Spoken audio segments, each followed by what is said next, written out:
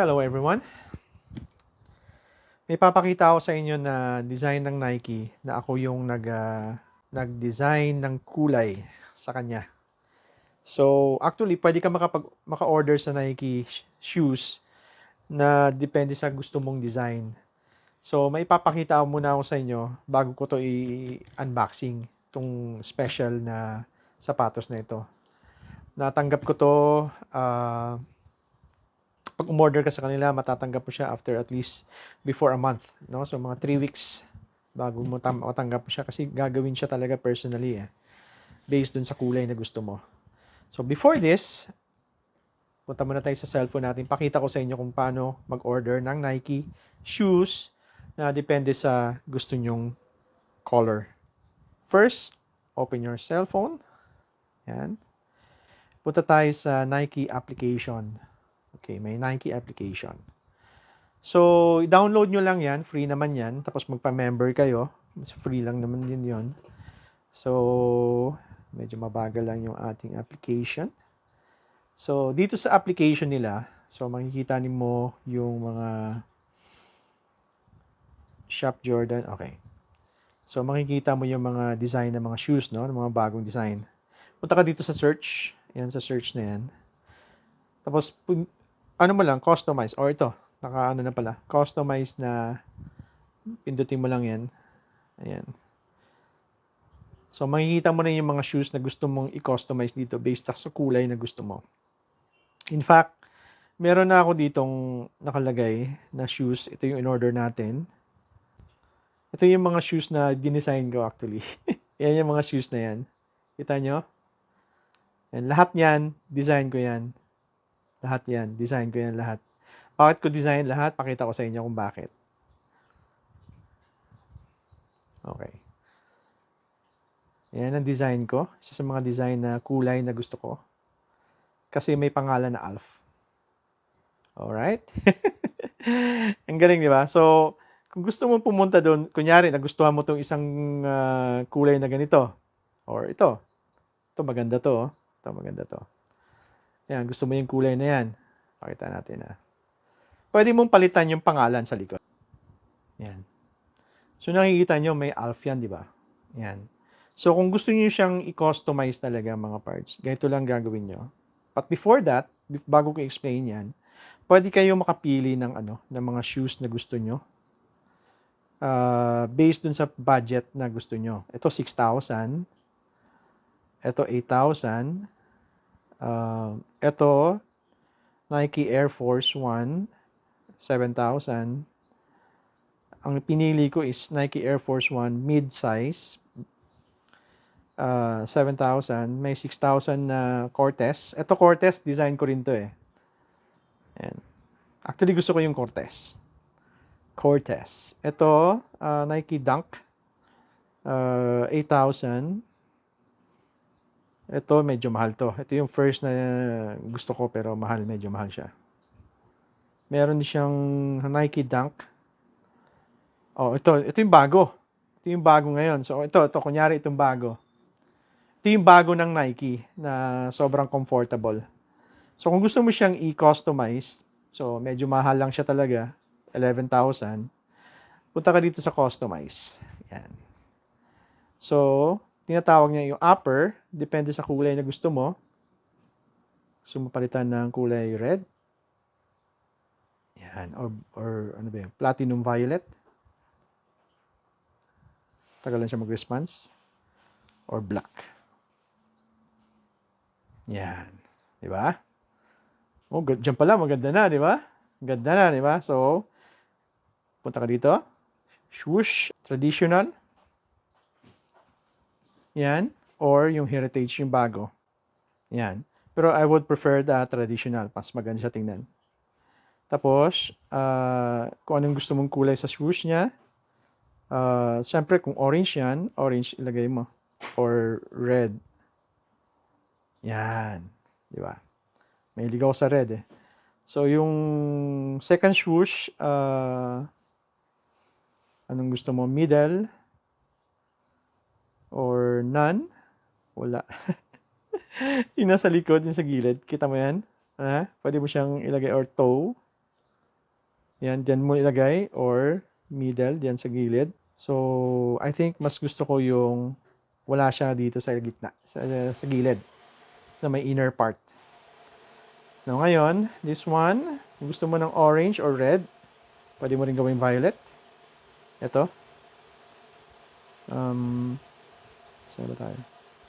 Or blue, para mas unique. Tapos yan, foxing gap. Ano ba yan? Foxing gap. Fast. Ano ba yung fast? Ah, this one. Yan. So, or none. Kung gusto mo may design na ganyan, okay lang din. Heel clip. Chrome. Dito sa taas, oh. Kita mo yan? Nagiging chrome siya. So, medyo reflecting to. So, pwede mo siyang gawing silver. Pwede mo siyang gawing metallic gold. Or pwede mo siyang gawing metallic red, bronze. Para mas maganda silver. Para mas unique. Now, toe cap. Ano ba yung toe cap?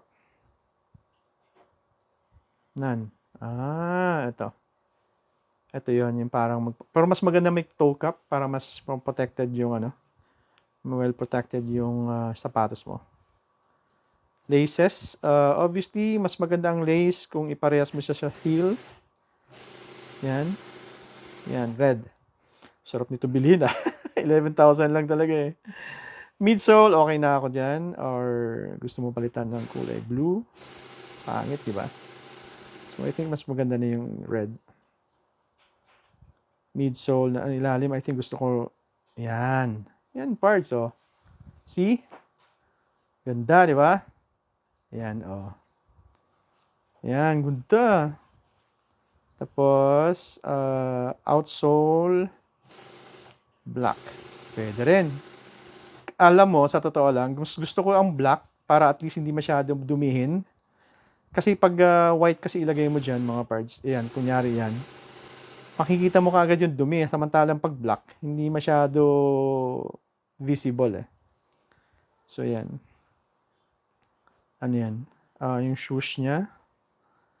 New York, Tokyo. Pwede kang maglagay ng, dati pwede kang maglagay ng pangalan. Berlin.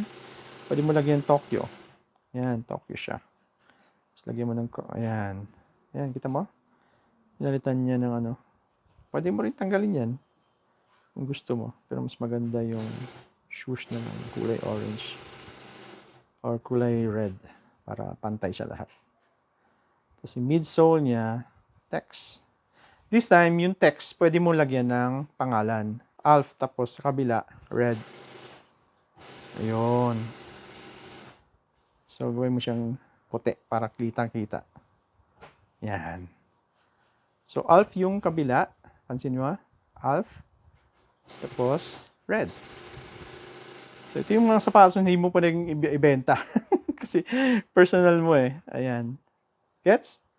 Ganda, di ba? So, siguro hindi lang maganda yung kulay blue dyan. Pwede naman natin baguhin.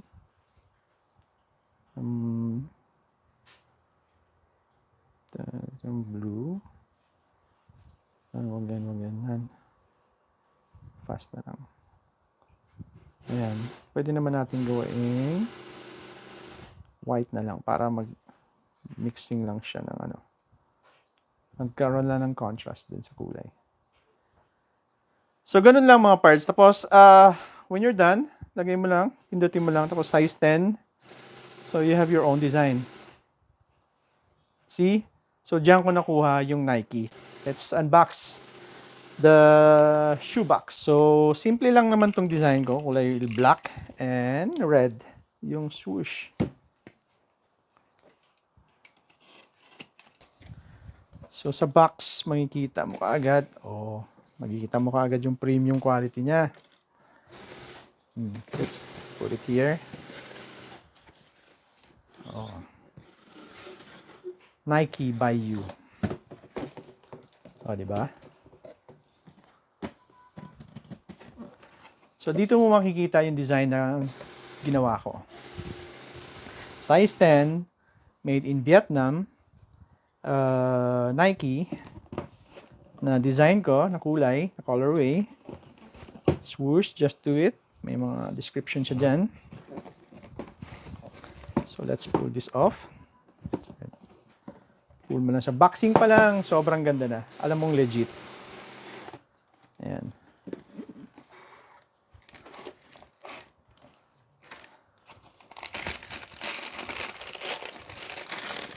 Tadaan!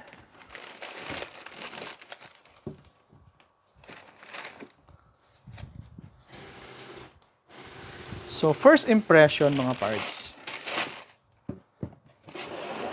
Balik muna natin. So, first impression mga parts. Ang pinili ko kasi, leather yun dito niya. Dapat pala ang pinili ko, tela. Kasi maganda yung tela dito. Kasi pwede naman siyang gawing tela lahat eh. Tapos ito pwede itong gawing metallic na red. Dapat pala ganun ang ginawa ko. Kasi hindi ko pa alam eh. Kasi nakikita ko, mas maganda yung tela, mas dark siya talaga na itim. Ayan oh. Maganda siya. Magaan, hindi siya mabigat. Tsaka yung ano niya. Ayan. Ito yung pangalan. Alf. Dapat red yung isa eh. Ito yung dapat yung red, tapos ito yung Alf. Ewan ko, hindi sila nagsunod. Yun lang naman, hindi nila nasunod. Nasuot ko na to actually. Nag-unboxing lang tayo kung anong laman sa loob. Air Force One. Kasi yung isa kong paa ko kasi, which is weird. Yung isa kong paa kasi, maliit yung isa, malaki yung isa. So dito, pag nagko-constrict ako dito, naglalagay ako ng ganyan. Pag tina-tighten up ko na siya, sumasakit na yung paa ko. Yun ang problem niya. Dapat sana, ito lang reklamo ko sa Nike, dapat hinabaan niya dapat hanggang dito. Dapat ganun. Dapat hinabaan niya to. Kasi, yun talagang ano niya eh, dapat hinabaan niya ng konti. Okay lang naman yun. Pero maganda naman. No question about it. Yun nga lang, sumasakit yung paa ko pag tumagal. Kasi nagko-constrict yung blood, hindi na nagfo-flow, sumasakit na siya. So, nagka-cramps yung ating paa. Anyways, so ito yung shoes natin na pinili at dinesign based dun sa gusto kong kulay. Ano siya? Ikaw lang magkakaroon ng ganito talaga, promise. Ayan siya mga parts. So, what do you think? Binigyan ko na kayo ng idea kung paano mag-order. Pwede na kayo mag-order sa design na gusto nyo. Ayan. Pwede actually ito gamitin sa motor. Sa mga declutch na motor. Yes. Meron tong ano sa loob. Ang patigas. Pwede nyong gamitin to sa motor. At pwede sa scooter. Pwede sa yung ano. Yung declutch. Yes. Kung araw-arawin nyo to, pwede rin. Kasi ito, pwede kong gamitin sa shoot, sa mga events. Ayan. Kasi all black naman siya. Tsaka may red lang ng konti. Ganda, di ba? So, siguro ang next order ko is hindi na ganito. Mas gusto ko na yung tela. Mas magandang tela eh. Oh. Tingnan mo, kita mo yung black. Ang problem lang with tela is that pag nadumihan siya, ang hirap niyang tanggalin. Ang hirap niyang tanggalin talaga. Yun lang ang problem. Kaya ako naisip na ganito ang gagawin ko. Kasi ito, trapo lang to, okay na eh. Tapos wala kang makitang Nike na kulay itim na dito. Ito puti. Sabi pa nga ng Nike sa akin, nung bago nila tinapos, sabi nila na kakaiba daw yung design na ginawa ko. Tapos, nagustuhan daw nila yung design ko. Sabi ko, pwede nyo naman gayahin. Kakaiba naman talaga mga parts. Tingnan mo kung gaano ka-unique yan. Diba? Tingnan mo kung gaano kaganda yan. Hindi mo matabing fake yan eh. Kasi nga, personalized yan eh. Air Force. Alright. Again, thank you so much for watching. Happy shopping sa Nike. Again, download nyo lang yung application. Tapos, go to customize. Tapos, mamili na lang kayo ng shoes na gusto nyo. Marami doon. Marami doon actually. Alright. Thank you so much. Bye.